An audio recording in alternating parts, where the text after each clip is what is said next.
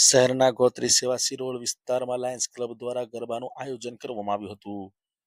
Lions club of Gorwa charitable trust દ્વારા વડોદરા શહેરના Gotri Sevasi road વિસ્તારમાં આંખોની હોસ્પિટલના લાભાર્થે ગરબાનું આયોજન કરવામાં આવ્યું હતું.